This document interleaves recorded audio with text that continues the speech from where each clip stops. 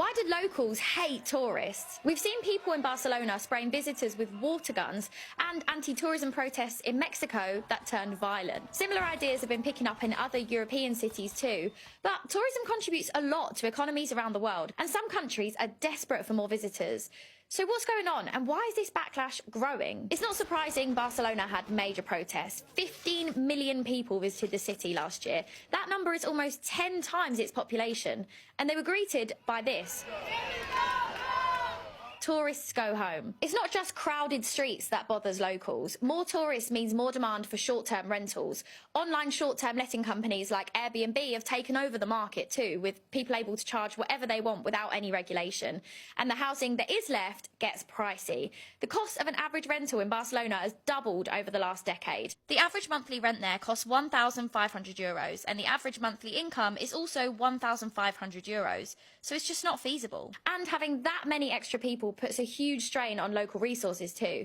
Simon went to Mallorca recently to see the impact. So many people means so much more traffic on the road. It means problems with water. It means problems with power. It means problems with waste. What do you mean by the water and power? We go on holiday. We might want a shower in the morning. We want a shower in the evening. We want to drink water. So we want to use the toilet. Spain is a hot country. It regularly goes through droughts. So yes, there's pressures on the water table. We're buying things from the shop. That creates waste. And then there's just the vibe of a place. If most of the houses near yours turn into an Airbnb, the area loses a sense of community. Local amenities turn into gift shops and local workers into tour guides. It is important to say, though, there are lots of people in Spain and other countries who still really want to welcome tourists. And that is a message that Spain's ambassador to the UK also wanted to reinforce, that the protests are a small minority. They do not represent the voice of the Spanish people. And in many places, this hate for tourists just doesn't exist. Countries like Greenland, Morocco and Georgia are all crying out for more visitors. And despite France being the most visited country in the world,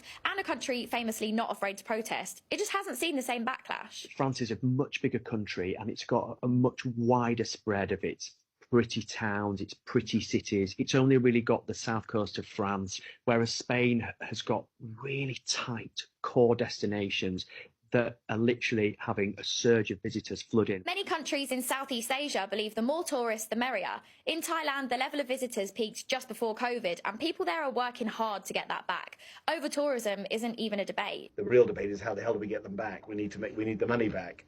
Vietnam, frankly, you'd be hard-pushed to find a single Vietnamese who would put sustainability of tourism anywhere on their top 30 or 40 list of things to be worried about. Sometimes it's even to the detriment of their own environment. Maya Bay in Thailand had so many people going up and down in boats that the coral got completely destroyed. But it was a rare occasion where officials chose to protect the land over making profit. They shut down the island completely for 3 years to let it recover. So back to the backlash. Why is this an issue now? What's behind this sudden tourist hate in areas which have welcomed them for decades? Well, firstly, more people can afford to travel now. And the COVID-19 pandemic meant that some people were just desperate to get away as soon as they could. But for others, the pandemic had a different impact. For the first time, Spanish people saw their homes without tourists. They saw their beaches without tourists. They could go to local cafes and bars without being covered in tourists. And they started to react to the fact that, does this have to be like this all the time? Do we have to cope with this level of tourism? So we really missed them and they didn't miss us at all. No comment. While most things are getting more expensive, flights are actually getting cheaper with budget airlines like EasyJet, Ryanair and Jet2. And then there's social media, which means tourists are concentrated in certain areas, all to get the same photo for their Insta dump. Like this iconic site in Japan where Mount Fuji is peeking out from behind a shop. Well, if I didn't have social media, I wouldn't come here. I wouldn't even know that it existed, this place. So many people were crowding the area, getting in the way of traffic and causing blockages to take the same photo that officials actually put up a screen to block the view. But Jonathan says this herd mentality when we're travelling isn't new, it's just speeding up. We used to complain about the same bloody thing. Everyone went to the same place. Certain places come into fashion. Everyone has to go there. It gets ruined because everyone's there. Then somebody discovers something else. And it just happens much faster now. So what can be done about it then? Venice brought in this €5 tourist tax for day trippers at the busiest times of the year, which it says has been a success. It's now increased the number of days that tax applies. Barcelona announced a total ban on all short-term holiday lets by 2029. And when Simon spoke to the Spanish ambassador, he said they're planning to build more homes for Spanish locals. But it is a fine balance. Governments need to keep their residents happy without losing the income they get from tourism. So how can we be better tourists? If you still want to travel, this shouldn't put you off, but there are some ways to be less annoying. This is a very difficult question, and I asked this to an MP in Mallorca last week. And we need to consider ourselves as tourists and the demands that we're putting on resources where we're going. So do we need to have 2 showers? What about the waste that you're creating? Do you really need to hire a car? Can you use local transport?